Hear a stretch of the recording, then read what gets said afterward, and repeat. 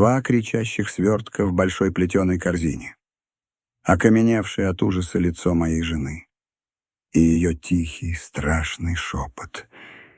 «Это твои дети, Виктор». В тот январский день, вернувшись из обычного рейса, я обнаружил, что мой мир рухнул. Меня зовут Виктор Кольцов, я обычный дальнобойщик, и эта история о том, как одна роковая ошибка и 2 чужих детей навсегда изменили мою жизнь. А обратный рейс всегда дается тяжелее. Тянет домой, к теплу, к жене. Но в этот раз порог собственного дома встретил меня ледяным молчанием и заплаканными глазами Алены. Я шагнул в комнату, и мир покачнулся. Земля ушла из-под ног.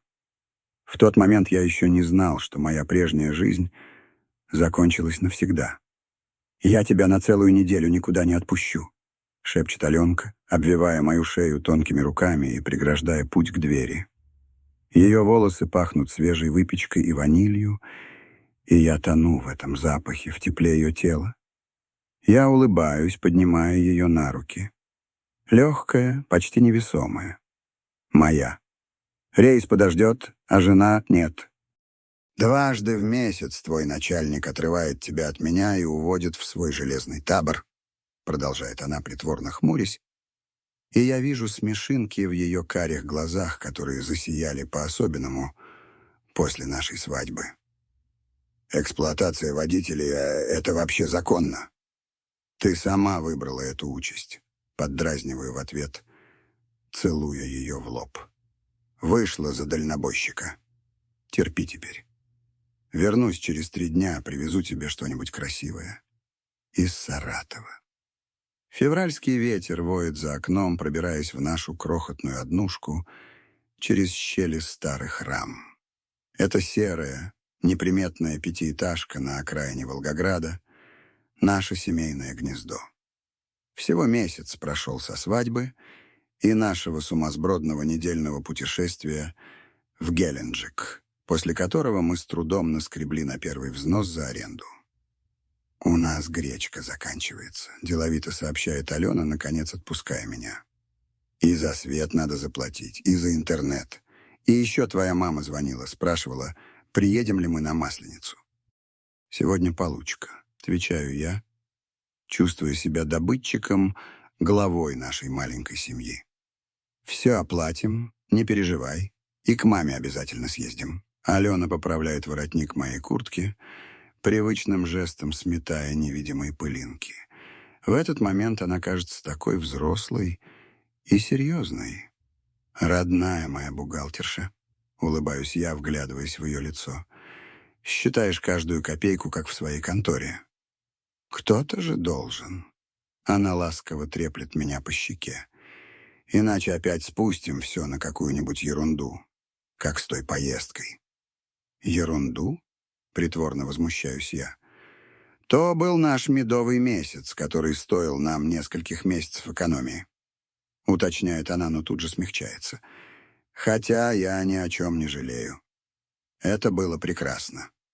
И я тоже не жалею».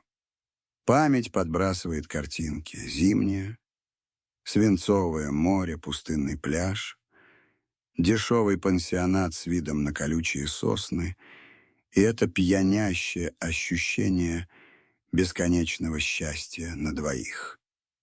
«В следующий раз поедем в Турцию», — обещаю я, хотя сам не очень в это верю. Или даже в Египет. «Шикарный отель, шведский стол». «И золотую рыбку на посылках», — смеется Аленка. «Ладно, мечтатель, иди уже. Борщ к твоему возвращению сварю. По рецепту Нины Петровны». Я подхватываю сумку, чмокаю жену в нос. Борщ, как у мамы, это веский повод вернуться пораньше. Дорога — моя стихия. За рулем старенького, но надежного МАЗа я чувствую себя на своем месте, хозяином собственной судьбы. 20 тонн металлопроката в кузове, 1000 километров до Саратова, 2 дня пути туда и 2 обратно. Зима в этом году выдалась мягкой, и трасса Р-221 на удивление свободно. Заиндевевшие поля сменяются унылыми перелесками, редкие поселки проносятся мимо, как в ускоренной киноленте. Из хриплого динамика несется надрывный голос Кипелова, и я подпеваю, выстукивая ритм по рулю. В кабине пахнет кофе из термоса и соляркой. Для меня это запах свободы. Здесь, посреди бескрайних российских равнин, я особенно остро понимаю, что сделал правильный выбор. Время роста цен на нефть сыграло мне на руку. Зарплаты дальнобойщиков поползли вверх, и будущее казалось не таким уж и беспросветным. Мысли сами собой сворачивают в сторону планов. Накопить на двушку в новостройке — это где-то 1,5 миллиона. При нынешних заработках, да с Аленкиной зарплатой, лет за 5 можно справиться. А потом ребенок. От этой мысли внутри все сжимается. Страшновато, конечно, но это следующий, правильный шаг. Алена будет замечательной матерью. Заботливой, строгой, но справедливой. Как моя. Телефон в кармане вибрирует. Наверное, Аленка волнуется. Нет. На дисплее незнакомый номер. Нажимаю кнопку громкой связи. Алло? Привет, Витюша. Узнал? Голос из динамика звучит так близко и знакомо, словно говорящая сидит рядом в кабине. У меня холодеет внутри. Кристина? Я не верю своим ушам. Ты откуда взялась? Ой, значит, узнал. Смеется она. Смех тот же. С легкой хрипотцой, от которого когда-то у меня подкашивались коленки. А я думала, ты меня уже и не вспомнишь. Замотался там со своей Аленкой. Да, Кристина Вольская. Девчонка из соседнего двора, первая красавица школы, вечная заводила всех авантюр. Когда-то я был тайно влюблен в нее, как и все мальчишки с нашей улицы. Но она всегда выбирала парней постарше, с машинами и деньгами. А я? Я был просто Витька с соседней улицы. Я думал, ты в Москву перебралась, говорю я, перестраиваясь в правый ряд, чтобы гул фуры не заглушал разговор. Как поживаешь? Была в Москве. Да не срослось. В ее голосе слышатся нотки разочарования. Вернулась в родные пенаты. А ты, значит, женился. Видела фотки в Одноклассниках. Аленка-то как выросла. Помнишь, какая дохлая была в школе? Моя жена всегда была красавицей. Отвечаю я неожиданно твердо, сам удивляясь своему тону. Да ладно тебе. Кристина снова смеется. Не обижайся.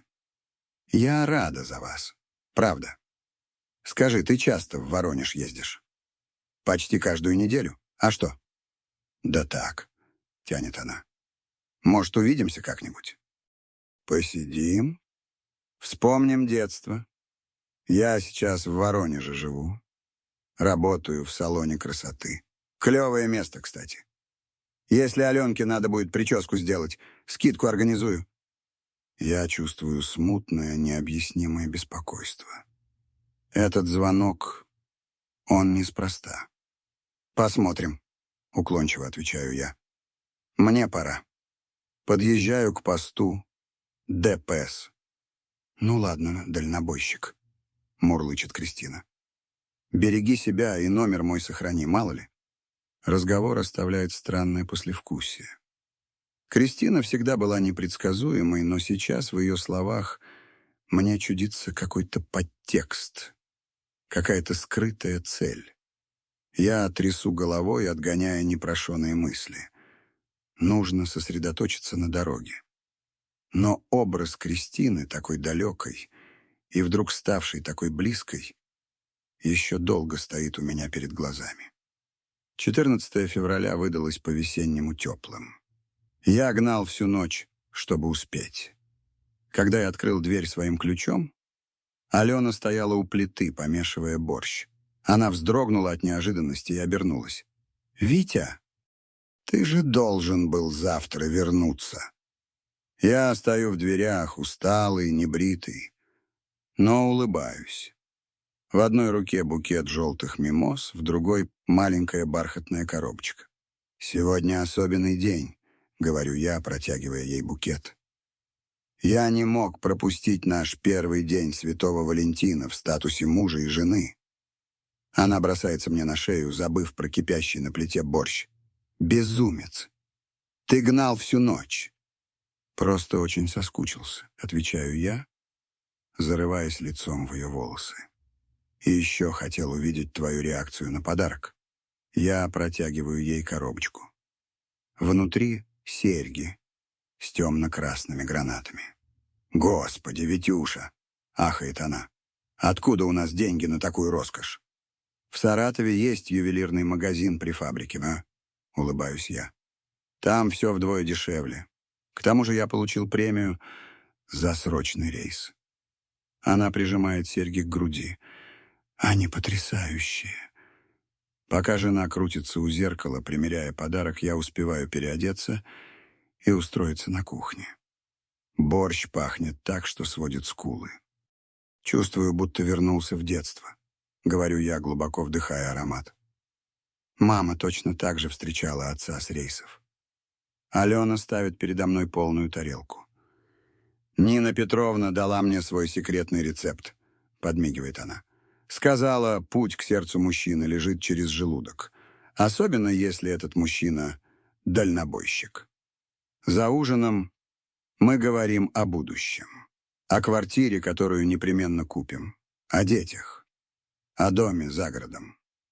Мечты, которые кажутся такими далекими, но я верю, достижимыми. «Главное, чтобы ты больше времени проводил дома», — вздыхает Алена. «Иногда мне кажется, что ты женат на своем мазе, а не на мне». Тень пробегает по моему лицу. Укол вины. «Прости, родная. Но другой работы с такими деньгами мне не найти. Я же только школу закончил, потом армия, потом курсы водителей». «Знаю, знаю», — перебивает она. «Я не упрекаю тебя. Просто соскучилась». Она тянется через стол и берет меня за руку. «Расскажи что-нибудь интересное с дороги». «Какие приключения были в этот раз?» Я задумываюсь, помешивая ложкой в тарелке. И зачем-то говорю: «Знаешь, кого я видел на трассе?» «Кристину Вольскую. Помнишь, такая была в параллельном классе?» Алена хмурится. «Эту вертихвостку?» «Конечно, помню. Половина парней сходила по ней с ума. Она на заправке была, Тед, продолжаю я, чувствуя, как становлюсь на скользкую дорожку лжи. В компании каких-то кавказцев на дорогом джипе. Выглядит шикарно, вся в золоте. Наверное, очередного спонсора нашла», — фыркает Алена. «Не суди ее так строго», — неожиданно для самого себя вступаюсь я. «Мы же не знаем, как у нее жизнь сложилась». Алена пристально смотрит на меня. «Странно слышать, как ты ее защищаешь. Она тебе тоже голову кружила в школе». «Да брось», — отмахиваюсь я, но чувствую, как краснеют уши. «Просто считаю, что не нам судить. Кстати, она звонила мне». «Что?» — Алена резко ставит чашку на стол. «Зачем?» «Да так, поболтать». Я чувствую странную неловкость. Узнала откуда-то мой номер. Спрашивала, часто ли я бываю в Воронеже. «И что ты ответил?» В ее голосе появляются холодные нотки. «Ничего особенного. Сказал, что женат, счастлив и занят. Я пытаюсь свести все к шутке, но выходит неубедительно», — Алена поджимает губы. «Кристина из тех девушек, для которых чужой муж — это вызов, а не преграда. Но перестань». Я встаю из-за стола и обнимаю жену сзади. Нашла, о ком думать в такой день. У нас праздник, я дома, там мы вместе. Что еще нужно для счастья? Она поворачивается ко мне, обвивает руками шею, но в ее глазах все еще таится тревога. «Пообещай мне, что будешь осторожен». Такие, как Кристина, просто так не появляются в жизни бывших одноклассников. «Обещаю», — улыбаюсь я, целуя ее в лоб. «Ты единственная женщина в моей жизни. Всегда была и будешь. Я говорю это искренне, всем сердцем веря в свои слова. Но где-то в глубине души уже поселился холодный червячок сомнения. Судьба уже плела свою паутину, и я, сам того не ведая, делал первый шаг в расставленную ловушку. «Чувствую, в этот раз тебя не будет дольше обычного», — шепчет Алена, обхватив ладонями мое лицо. Утро 15 марта. Солнце заливает нашу крохотную кухню, и лучи играют в ее гранатовых серьгах, разбрасывая по стенам кровавые блики. У меня сжимается сердце от ее слов, от какой-то пронзительной тоски в ее глазах. «Это обычный рейс, родная. Воронеж и обратно. Максимум 3 дня». 3 дня, эхом отзывается она. Целая вечность. Она поправляет воротник моей куртки, и в ее привычных движениях сегодня какая-то особая тщательность, будто она пытается запомнить меня, запечатлеть в памяти. «Да что с тобой сегодня?» Пытаюсь я скрыть беспокойство за улыбкой. «Будто на войну провожаешь. Просто чувствую что-то. Сердце не на месте. Она тянется ко мне и целует. Медленно, глубоко, отчаянно. Так целуют перед долгой разлукой. Береги себя, родной, и возвращайся, что бы ни случилось. Возвращайся ко мне». Укол вины пронзает меня. Неужели она что-то знает? Чувствует? «Обещаю», — говорю я, крепко обнимая ее. Когда я выхожу из подъезда, она стоит на балконе, прижав ладонь к стеклу. Весенний ветер треплет ее волосы, солнце окутывает ее силуэт золотистым ореолом. Такой я ее и запомню. Трасса Р-221. Я веду машину с какой-то особой сосредоточенностью, словно каждый поворот руля — это решение, от которого зависит вся моя жизнь. Мысли возвращаются к утреннему прощанию, к тревоге в глазах Алены. Телефон в бардачке вибрирует. Сообщение. Я останавливаюсь на обочине. Номер тот самый. Кристинин. «Витюша, помоги, пожалуйста. Очень нужно поговорить. Кристина». В голове звучит голос Алены. Такие, как Кристина, просто так не появляются. Инстинкт кричит: «Игнорируй, удали, забудь», но память подбрасывает другие картины. Маленькая Кристина с разбитой коленкой. Я, первоклассник, веду ее в медпункт. Кристина — выпускница. Танцующая вальс, недосягаемая, как звезда с неба. Пальцы сами набирают ответ «Где и когда?». Ответ приходит мгновенно. Кафе «Перекресток» на трассе перед Воронежем. Буду ждать в любое время. Придорожное кафе «Перекресток». Типичное пристанище дальнобойщиков. Запах солярки и дешевых котлет. Я замечаю Кристину сразу. Она сидит у окна, нервно вертя в руках чашку с остывшим чаем. Я ожидал увидеть ту же блестящую, уверенную в себе девицу, что и на заправке. Но передо мной была другая Кристина. Осунувшаяся, с тенями под глазами и нервной улыбкой, больше похожей на гримасу. «Витюша!» Она вскакивает, почти опрокинув чашку. «Спасибо, что пришел».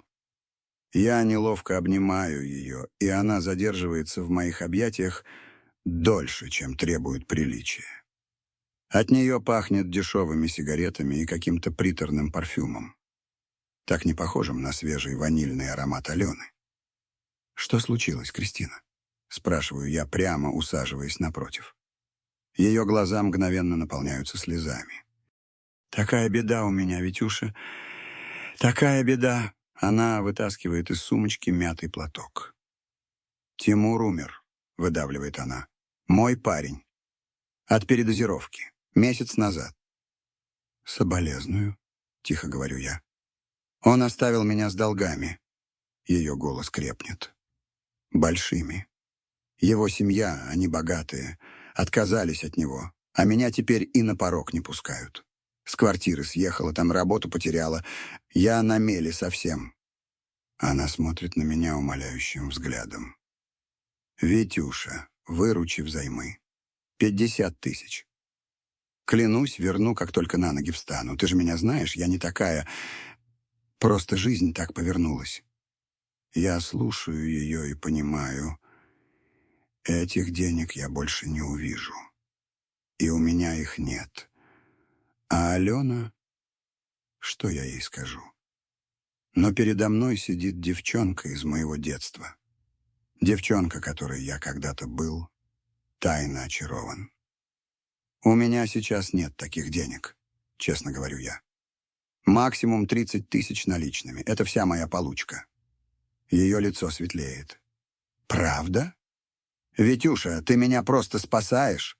Она хватает меня за руку. Я верну, обещаю. Сейчас уеду к тетке в Кисловодск, устроюсь там и все верну. Я достаю из бумажника деньги. Вся моя зарплата. Что я скажу дома? Но я не могу бросить ее здесь, на трассе, в таком состоянии. Я выкладываю на стол пачку купюр. Вот, возьми. Адрес не нужен. Сама найдешь, если захочешь вернуть. Она хватает деньги с такой поспешностью, что это кажется мне странным. Прячет в сумочку, словно боясь, что я передумаю. «Спасибо», — выдыхает она. И тут ее лицо ломается. Она разрыдывается громко. Навзрыд, как ребенок. «Прости меня. Я такая дура. Вечно все порчу». Я неловко пересаживаюсь рядом. Обнимаю ее за плечи. «Ну-ну, успокойся. Все наладится». Она поворачивается ко мне, прижимается всем телом, ища тепла и утешения. «Я никому не нужна», — шепчет она, уткнувшись мне в плечо. «Все от меня отвернулись». «Неправда», — возражаю я. Она поднимает ко мне заплаканное лицо. «Только ты не предал меня, Витюша. Только ты». Ее губы находят мои с неожиданной решимостью. В первую секунду я застываю от шока. А потом что-то просыпается во мне. Что-то из юности, потаенное, никогда не осуществленное желание. Усталость от дороги, жалость к ней, давнее, забытое влечение — все смешивается в один мутный, пьянящий коктейль. Поцелуй длится несколько мгновений. Или вечность? Реальность возвращается резким толчком, когда Кристина шепчет мне в ухо: «Пойдем со мной. У меня есть пара часов до автобуса». Кровь отхлынула от моего лица. Перед глазами образ Алены на балконе, ее встревоженный взгляд. Но все это тонет в тумане адреналина и какой-то дикой, безрассудной эйфории. То, что было дальше в подсобке кафе, я буду вспоминать как дурной, липкий сон.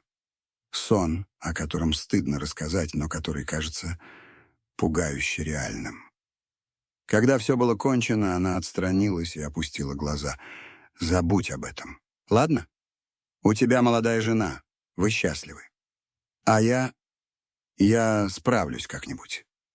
Я медленно киваю, не в силах выдавить из себя ни слова. Чувство вины захлестывает меня с головой, как грязная волна. «Мне пора», — говорит Кристина, одеваясь. «Спасибо тебе за все. И не вспоминай обо мне плохо». Она легко целует меня в щеку, уже по-дружески, и уходит. В последний момент оборачивается, машет рукой и исчезает за дверью. Я остаюсь сидеть один, глядя в пустоту. Губы горят, словно обожженные. В голове стучит один вопрос. Что я наделал? Время застыло в этом прокуренном кафе, и только настенные часы отсчитывают секунды, приближая момент, когда нужно будет вернуться домой и посмотреть в глаза жене. Алена встретила меня, как обычно, с улыбкой и горячим ужином. Но мне казалось, что между нами выросла невидимая стеклянная стена. «Ты опоздал?» — заметила она, целуя меня в щеку. Я уже начала волноваться. «Дополнительный груз», — соврал я, избегая ее взгляда. Пришлось заехать на склад под Воронежем. Ложь давалась мне с трудом, каждое слово как камень, который я с усилием выталкивал из себя. «А почему не позвонил?» «Телефон разрядился». Снова ложь. Она нахмурилась. «Ты какой-то странный сегодня. Что-то случилось?» «Я предал тебя», — хотелось закричать мне. «Я спал с другой женщиной». «Устал просто», — сказал я вместо этого. «Дорога тяжелая была». Она погладила меня по щеке, и от этого простого жеста у меня к горлу подкатил ком. Ночью я лежал без сна, слушая ровное дыхание жены.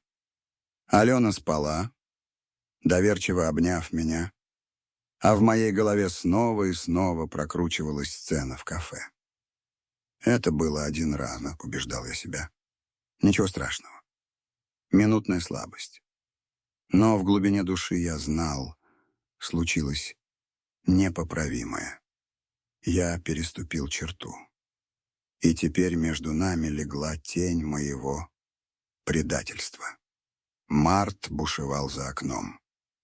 Приближалась первая весенняя гроза, которая очистит воздух, но оставит после себя поваленные деревья.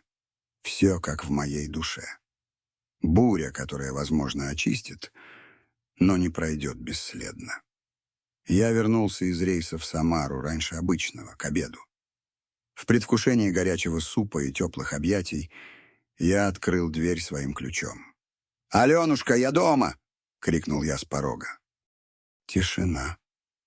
Странная, звенящая тишина. В горле стоял ком размером с кулак.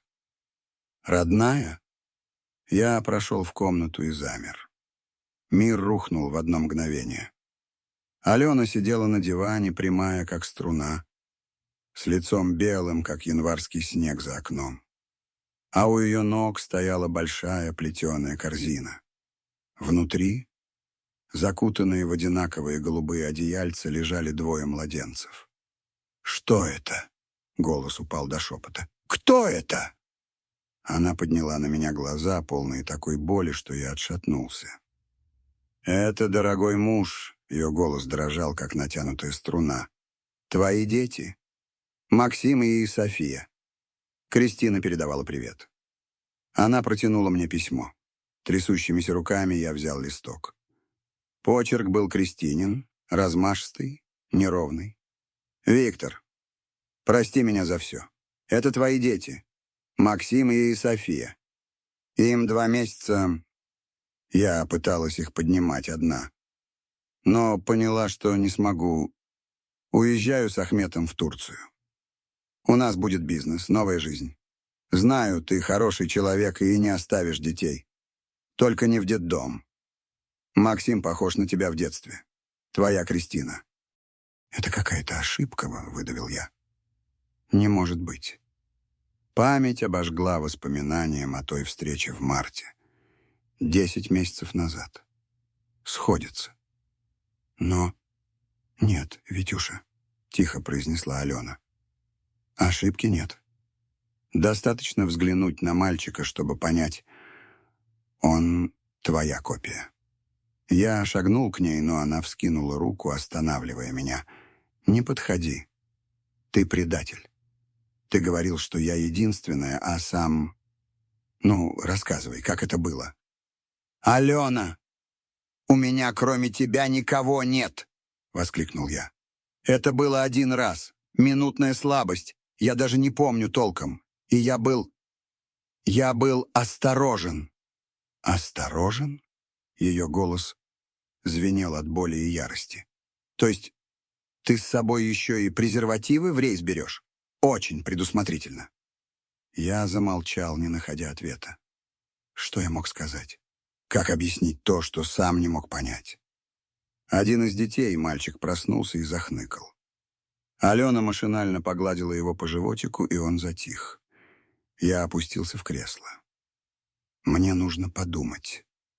Это какая-то чудовищная ошибка или обман. «Какой обман, Виктор?» Она уже не сдерживала слез. «Посмотри на мальчика.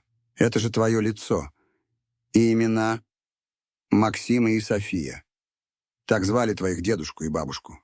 Тоже совпадение. Я поднял взгляд и медленно подошел к корзине. Наклонился над спящим ребенком и побледнел еще сильнее. Сходство было поразительным. Та же ямочка на подбородке, тот же разрез глаз. В этот момент раздался дверной звонок. «Это, наверное, мама», — сказала Алена, вытирая слезы. «Я позвонила ей, пока ждала тебя. Только тещи мне сейчас и не хватало». На пороге стояла Тамара Игоревна, высокая, прямая, с поджатыми губами и холодным взглядом. Рядом переминалась моя тетя Зоя, сестра покойного отца. «Ну и где эти подкидыши?» — без предисловий спросила теща, проходя в квартиру. «Где доказательства твоего непотребства?» Она прошла в комнату, увидела корзину и поджала губы еще сильнее. «Так, значит, правда? Это какое-то недоразумение», — начал я. «Я могу объяснить...» «Объяснить что?» — выступила вперед тетя Зоя. «Как ты двойняшек этих заделал на стороне? Чего тут объяснять? Нина сердце надорвет, когда узнает, что ее сыночек в такое вляпался». Она наклонилась над детьми и вдруг вздрогнула. «А ведь похож на тебя, Виктор Николаевич, похож, как 2 капли воды. Можно сделать ДНК-тест», — упрямо твердил я. «ДНК-тест?» — перебила меня Алена, и в ее голосе появилась неожиданная ярость. «Это ничего не изменит. Ты мне изменил. С детьми, твоими или чужими, я не смогу этого забыть». «Но я же говорю, это была минутная слабость. Я верила тебе», — тихо ответила она. «А теперь у нас в доме 2 младенцев с твоими глазами и ее письмом. Чему тут верить, Виктор?» Тетя Зоя подошла к Алене и обняла ее за плечи. «Пойдем, девонька. Нечего тебе тут делать больше. Собирай вещи и поедешь с матерью». «Алена, не уходи», — взмолился я. «Давай во всем спокойно разберемся. Я уверен, это какая-то ошибка». «Собирайся, Алена», — ледяным тоном произнесла теща. «В этом доме тебе делать нечего». Алена молча встала и направилась в спальню. Я бросился за ней. «Родная, пожалуйста. Мы справимся вместе». Она высвободила руку и посмотрела на меня с такой болью, что я отшатнулся. «Знаешь, что самое страшное, Виктор? Я все еще люблю тебя, но не могу больше доверять. А без доверия любовь умирает». Она достала из шкафа чемодан.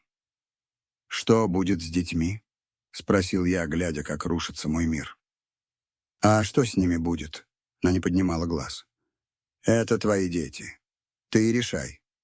Можешь в детдом отдать, можешь матери своей отвезти, можешь сам растить. Мы могли бы вместе...» «Нет», — твердо сказала она. «Я не смогу каждый день смотреть на них и не вспоминать о твоей измене. Это выше моих сил». К вечеру она была готова.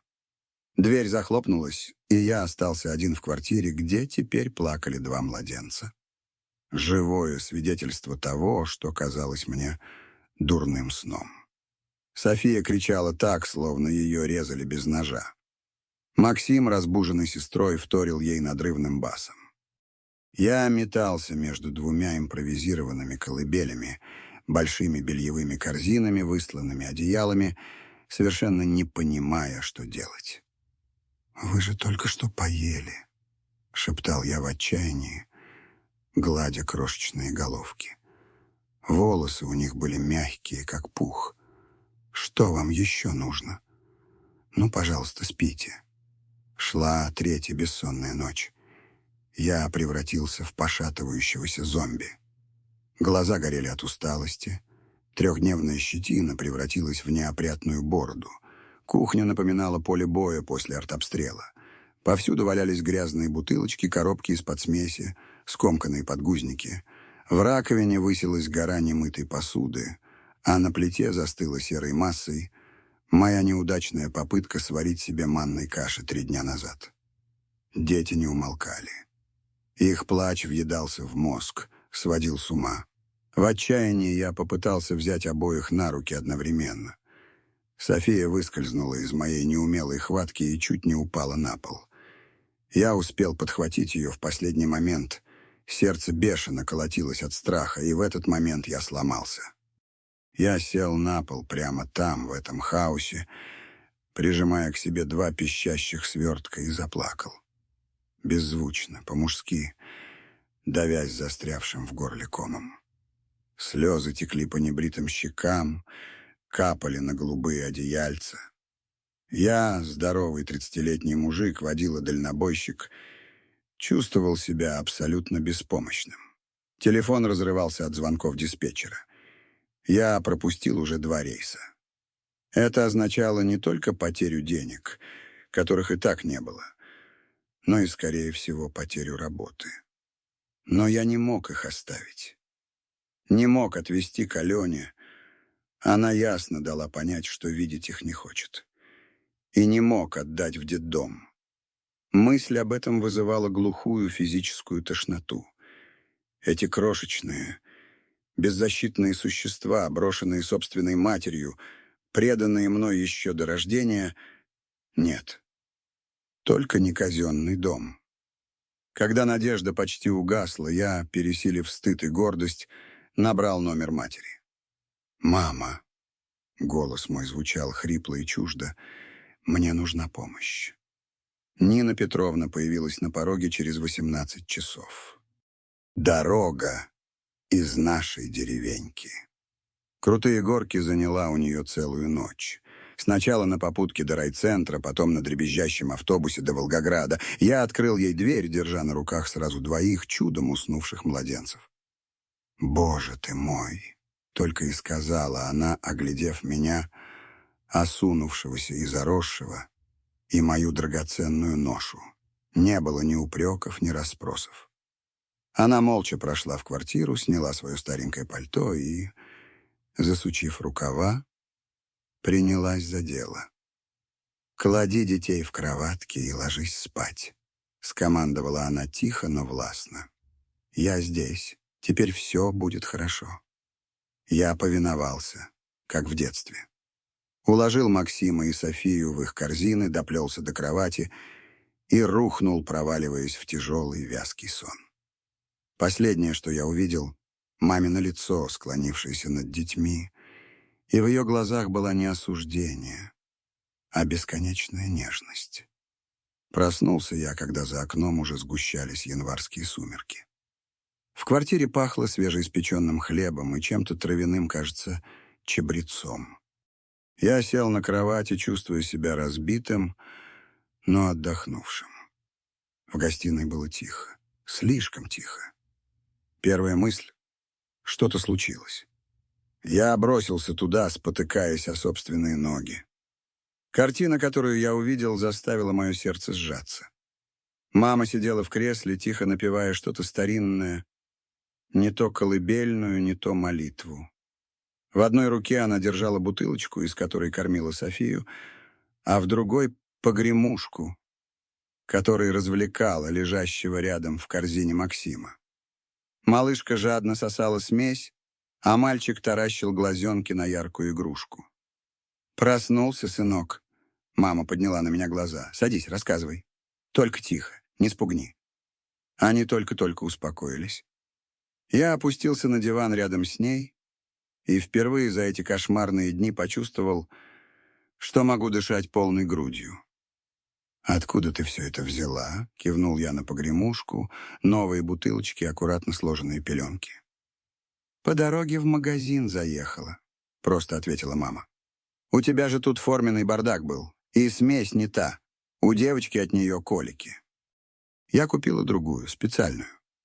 Она говорила так буднично, словно речь шла о самых обычных делах, а не о внезапно свалившихся на меня близнецах. «Мам, я должен объяснить», — начал я, но она остановила меня движением руки. «Потом объяснишь. Сначала поешь. На кухне борщ и хлеб. Свежий. Я испекла, пока ты спал. Какая же еда без хлеба?» Я послушно пошел на кухню и замер на пороге. Комната сияла чистотой. Посуда вымыта, пол подметен, плита блестит. На столе глубокая тарелка с дымящимся борщом и ломоть домашнего хлеба. Я сел за стол и неожиданно для самого себя разрыдался. Громко, с подвываниями и всхлипами, как маленький мальчик, которого наконец-то пожалели. Все напряжение последних дней, вся боль от ухода Алены, вся растерянность перед свалившейся на меня ответственностью — все это вырвалось наружу. Мама бесшумно появилась в дверях, положила руку мне на плечо, легкую, но надежную, как якорь в штормовом море. «Поплачь, сынок», — сказала она тихо. «Поплачь, легче станет. А потом поешь. И расскажешь мне все как есть». Жизнь медленно, со скрипом, начала входить в свою колею. Мама с ее 30-летним опытом работы в детском саду оказалась настоящим спасением. Она составила четкий график кормлений, научила меня менять подгузники так, чтобы не испачкать все вокруг, купать близнецов, не утопив их в маленькой ванночке.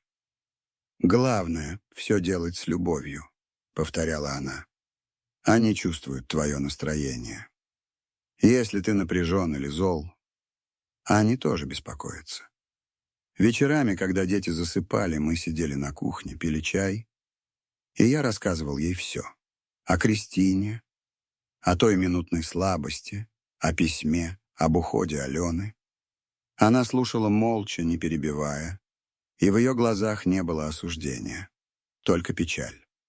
В феврале ударили морозы. Я снова вышел на работу, нужно было кормить неожиданно разросшуюся семью. Приходилось брать дополнительные рейсы, крутиться, как белка в колесе. Но теперь я спешил домой не просто к пустым стенам. Каждую свободную минуту я проводил с детьми. Сначала из чувства долга, а потом я поймал себя на мысли, что мне это нравится. Максим оказался спокойным, вдумчивым ребенком. Он мог часами разглядывать игрушки, подвешенные над его кроваткой, и улыбался своим мыслям. И в эти моменты он был поразительно похож на меня. София была его полной противоположностью. Живая, требовательная, с характером. Она громко заявляла о своих потребностях и успокаивалась, только когда ее носили на руках. И была похожа на Кристину. Те же высокие скулы, тот же разрез глаз. Постепенно я обнаружил, что радуюсь их первым улыбкам, первым попыткам перевернуться. Я научился различать их плач. Вот они голодны, вот у них болит животик, а вот им просто скучно.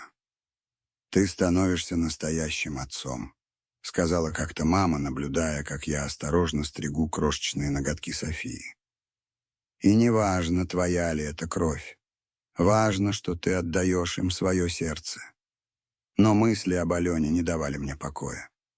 Я звонил ей, но она либо не брала трубку, либо отвечала холодно и односложно. Несколько раз я приезжал к дому ее родителей, но теща встречала меня на пороге, как разъяренная львица. «Не смей ее тревожить», — шипела она. «Она только-только в себя приходит после твоего предательства». «Я не предавал ее», — прямо повторял я, «и скоро смогу это доказать». В середине марта я, наконец, собрал нужную сумму на ДНК-тест. Частная клиника в центре города. Процедура оказалась простой и быстрой. У меня и у детей взяли мазки из полости рта.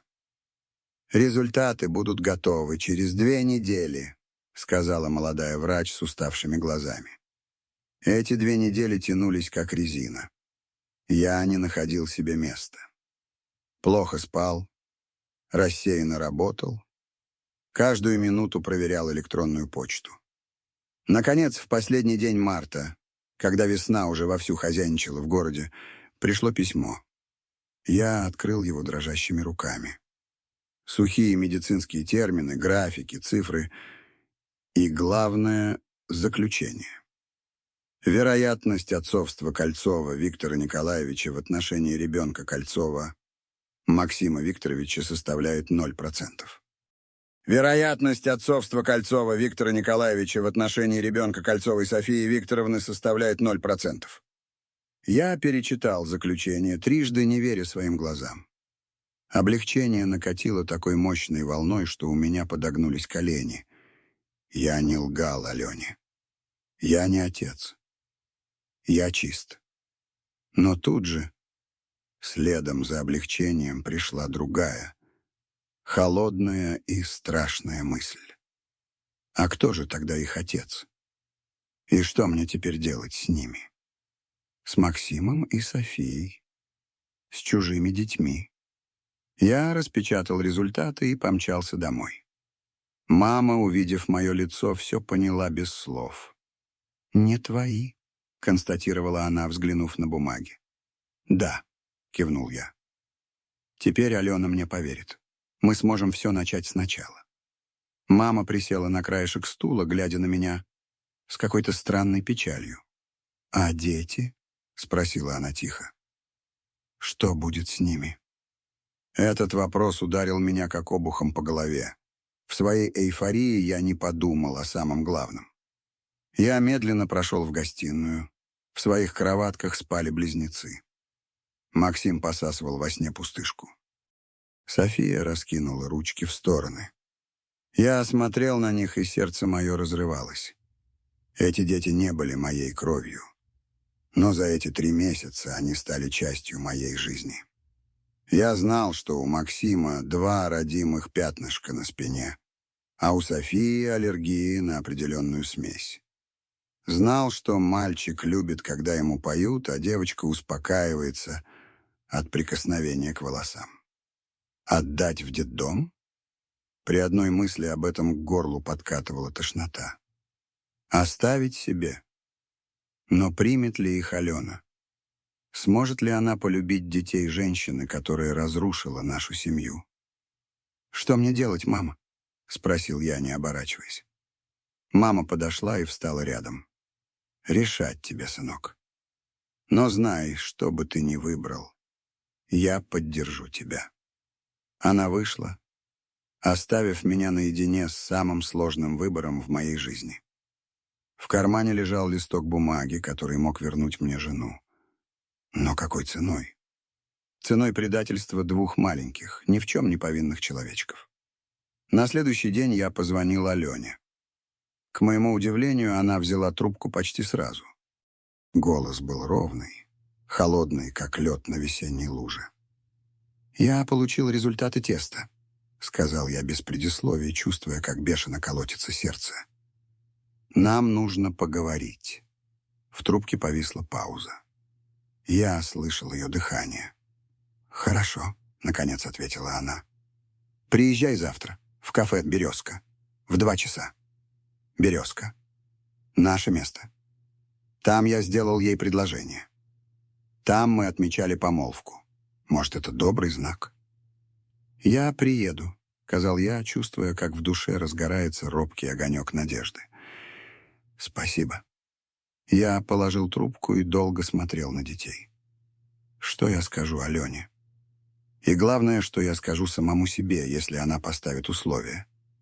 А апрельский воздух, напоенный горьковатым запахом цветущих абрикосов, обволакивал меня, пока я шел к кафе. Каждый шаг давался с трудом. В кармане куртки лежал сложенный вчетверо лист бумаги. Мое оправдание, оплаченное месячной зарплатой и бессонными ночами. Вчера я долго стоял над кроватками Максима и Софии, вглядываясь в их безмятежные лица. Сын, я по-прежнему называл его сыном, вопреки всем тестам, во сне подергивал губами. Дочь раскинула ручки, безоговорочно доверившись миру, который еще не успел ее обмануть. Я заучивал их черты, как стихи перед долгой разлукой. Кафе «Березка» почти не изменилось. Те же клетчатые скатерти, те же деревянные панели на стенах. Только музыка стала другой. Вместо наших романтических мелодий теперь звучал какой-то бодрый шансон. Алена уже ждала за дальним столиком у окна.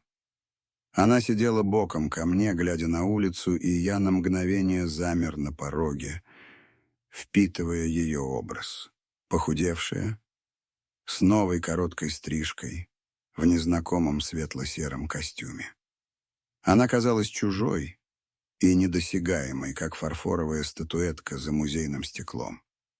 Она повернула голову, и наши взгляды встретились. Что-то дрогнуло в ее лице. То ли тень улыбки, то ли отголосок боли. «Здравствуй», — сказал я, подходя к столику. «Здравствуй, Виктор». Она кивнула на стул напротив. «Присаживайся. Я заказал чай». Я опустился на стул, чувствуя себя неуклюжим и громоздким рядом с ее хрупкой фигурой. Между нами пролегла пропасть в 3 месяца, целая жизнь. «Ты изменилась», — вырвалось у меня. «Все меняются», — она пожала плечами. «Ты, например, стал серьезнее. И старше, кажется». «Отцовство старит», — неловко пошутил я и тут же пожалел об этом. На ее лице промелькнула тень. «Ты хотел поговорить о результатах теста?» Она сразу перешла к делу. «Я слушаю». Я достал из кармана сложенные листы и протянул ей через стол. «Вот», — сказал я просто, — «я не отец этих детей». Она развернула бумаги. Я следил за выражением ее лица. Оно менялось, как небо перед грозой. Напряженное внимание, потом удивление, что-то похожее на облегчение и, наконец, разочарование. «И что теперь?» — спросила она, откладывая листы в сторону. Ее голос был ровным и безжизненным. «Ты думаешь, это что-то меняет?» Я растерялся. Я ожидал чего угодно. Радости, слез, объятий, но не этого холодного, почти враждебного тона. «Это доказывает, что я не лгал тебе», — сказал я, стараясь сохранить спокойствие. «Я не изменял. Между мной и Кристиной ничего не было, кроме того минутного помутнения сознания, которое ты от меня скрыл», — напомнила она. «И денег, которые ты ей отдал, тоже скрыл. Ты все равно предал мое доверие, Виктор. А это, как оказалось, страшнее физической измены». Она отпила глоток чая. «Но даже не в этом дело. За эти месяцы я поняла, мы слишком разные. Я всегда хотела стабильности, семейного очага. А ты? Ты всегда будешь рваться на свою дорогу, к своей свободе». «Я могу измениться», — возразил я. «Ради тебя, ради нас». «Ненадолго», — покачала она головой. «А потом снова начнешь тяготиться. И даже если нет...» Она запнулась. «Эти дети. Я не смогу их полюбить. Каждый раз, глядя на них, я буду вспоминать о твоем обмане, о том, как рухнула наша семья». Она смотрела куда-то мимо меня, и я понял. Она уже все для себя решила. Мое оправдание опоздало. «Что с детьми?» — спросил я. И этот вопрос прозвучал глухо, как будто из-под воды. «Теперь, когда мы знаем, что они не мои, их нужно отдать в детдом». Алена вздрогнула. «Я не знаю», — сказала она искренне. «Это твое решение. Но я не готова их растить. Может, у них есть какие-то родственники?» «Я искал», — покачал я головой. «Никаких следов». Кристина словно испарилась. Она вздохнула и посмотрела в окно. На улице молодая пара толкала перед собой коляску. Счастливые, беззаботные. «У меня есть новость», — сказала она вдруг, поворачиваясь ко мне. В ее глазах было что-то похожее на вину. Я познакомилась с человеком. Земля снова ушла у меня из-под ног. Я ожидал этого где-то в глубине души, но все равно оказался не готов. «Его зовут Евгений Соколовский», — продолжала Алена, не глядя на меня. «Он новый директор на металлобазе. 35 лет, Разведен, детей нет. Мама нас познакомила. Он сделал мне предложение. Она, наконец, посмотрела мне в глаза. И знаешь, что? С ним я чувствую себя защищенной. Он не ездит неизвестно куда, не встречается с бывшими одноклассницами. Он человек слова. А я, значит, нет, — горько усмехнулся я. Я не хотела тебя обидеть. Просто мне нужно двигаться дальше. Я не могу вечно жить обидами. Она замолчала, ожидая моей реакции. Но что я мог сказать? Все слова были бессмысленны. Я видел ее взгляд, решительный, отстраненный. Это был конец. «Я понимаю», — сказал я наконец. «Ты имеешь право на счастье». «Спасибо», — выдохнула она с видимым облегчением. За соседним столиком молодая мама кормила малыша пюре. Ну, еще ложечку за папу.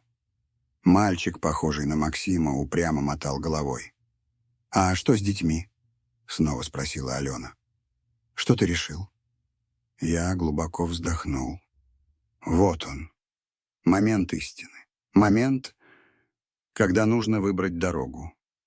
И я, к своему собственному удивлению, не колебался ни секунды. «Я оставляю их себе», — сказал я твердо. «Они стали мне родными. Не могу их предать. Раз уж предал тебя». Я увидел, как расширились ее глаза от удивления. «Но как ты справишься? Ты же работаешь...» «Мама помогает», — ответил я. «Она переехала ко мне. Говорит, в деревне все равно делать нечего, а тут хоть внуки, хоть и не родные по крови. А деньги? Дети, а это же огромные расходы. Справимся», — я пожал плечами. «Работать буду больше. Может, свое дело открою». «Грузоперевозки». Она смотрела на меня с каким-то новым выражением. То ли уважение, то ли недоумение. «Ты изменился», — сказала она тихо. «Теперь я учусь быть отцом», — закончил я за нее.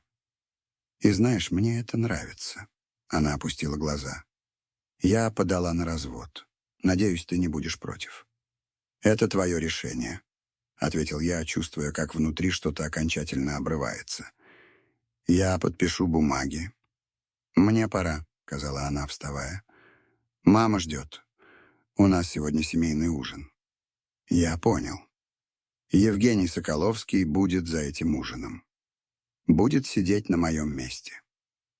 «Передавай привет Тамаре Игоревне», — сказал я, тоже поднимаясь. «Прощай, Виктор», — сказала она. Я надеюсь, у тебя все будет хорошо. С детьми. И вообще». Она неловко качнулась ко мне, словно хотела обнять, но передумала. Просто кивнула и быстро пошла к выходу. Я смотрел ей вслед. 5 лет отношений, 2 года брака. Все уместилось в это короткое «прощай». Я сел обратно за столик, бессмысленно глядя на ее остывший чай. Внутри была пустота. Глухая, ватная пустота. Но в глубине этой пустоты уже пробивался росток. Мысль о том, что меня ждут дома, Максим или София, которые уже узнают мои шаги и тянут ко мне ручки. Мама, которая возится с ними, напевая старые колыбельные. Мой дом, который снова стал домом. Официантка подошла к столику. «Что будете заказывать?» «Ничего», — ответил я, вставая. «Мне пора домой. Меня ждут». Я вышел из кафе и глубоко вдохнул апрельский воздух, полный обещаний новой, незнакомой жизни. Где-то в этом городе моя бывшая жена начинала все с чистого листа. Что ж, я тоже имел на это право. Ночь за окном плавилась в густом апрельском тумане. Вероника сидела на кухне, машинально помешивая давно остывший чай. В соседней комнате спали дети, уставшие от бесконечной радости последних дней. Тетя Вера дома. Тетя Вера читает сказки. Тетя Вера учит новые игры. Я вернулся с вечернего рейса, осторожно прикрыл дверь, прошел на кухню и замер на пороге. «Не спится?» — спросил я тихо. Она подняла голову, улыбнулась. Столько мыслей. Не могу уложить их в голове. Я сел напротив. «Рассказывай». «Я все думаю о том, как странно устроена жизнь», — сказала она наконец. 2 года назад я считала, что моя жизнь кончена. А теперь она обвела рукой кухню, словно пытаясь охватить все, что приобрела. Теперь у меня есть вы, дети и надежда. «У тебя есть дом», — тихо сказал я, накрывая ее руку своей, «если ты хочешь остаться». Она повернула ладонь, переплетая наши пальцы. «Хочу», — просто ответила она. «Очень хочу». Весна перетекла в лето. Вероника постепенно перевезла свои вещи, и наша квартира, прежде напоминавшая неуютное холостяцкое жилье, расцвела под ее руками, запахла свежей выпечкой и уютом. Мы не торопились с официальным браком, но фактически стали семьей с первого дня ее возвращения.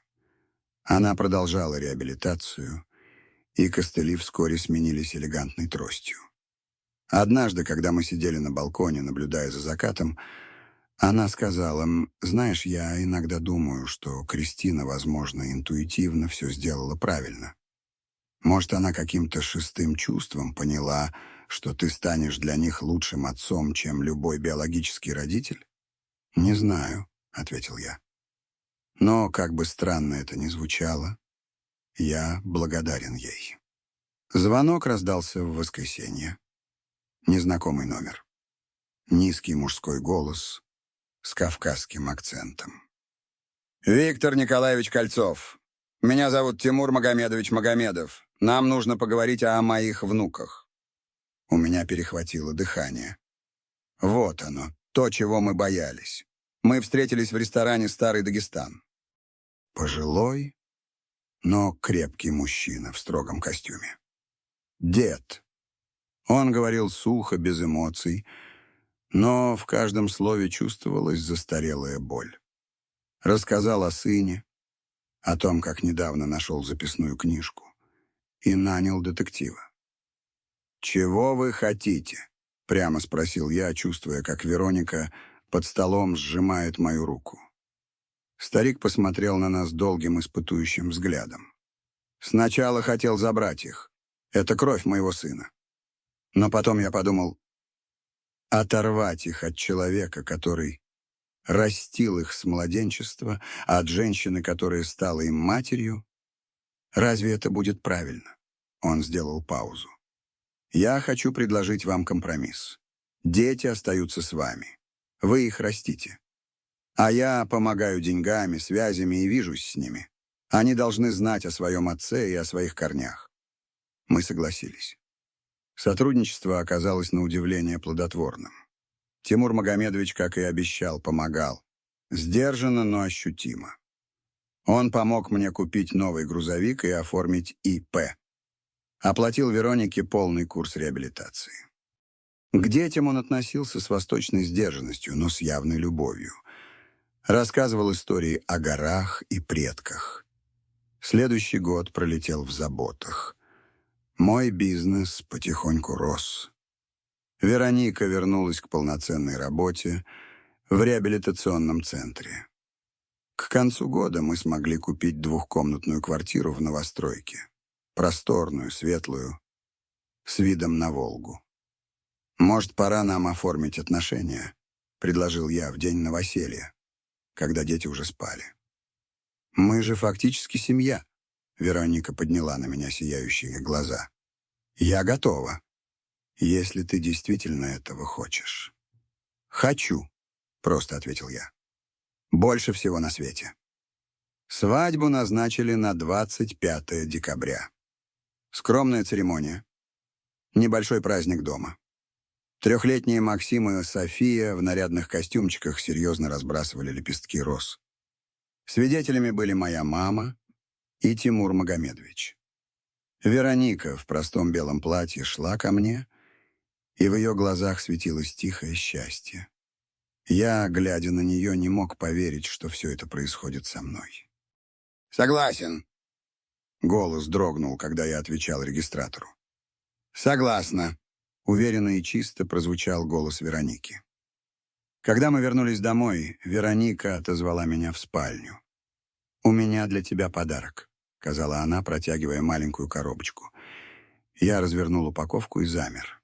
Тест на беременность. 2 яркие полоски. «Это? Ты?» «Да», — она сияла. «Мы будем родителями. Еще для одного малыша. Я думала, что после аварии не смогу. Врачи говорили, шансы минимальные». «Чудеса случаются», — сказал я, крепко обнимая ее. «Особенно под Новый год». Вечером, когда утомленные праздником дети уснули, мы сидели на краешке их кровати. За окном падал снег, точно такой же, как в тот январский день. Но теперь это был не снег одиночества, а снег нового, полного счастья. «Знаешь», — прошептала Вероника, — «я поняла одну простую вещь. Когда детские ручки обнимают тебя, все остальное теряет значение. Неважно, чья кровь течет в их венах. Важно, сколько любви ты готов им дать». Я взял ее руку в свою, глядя на спящих малышей. «Дети января», — сказал я. «Снежный подарок судьбы.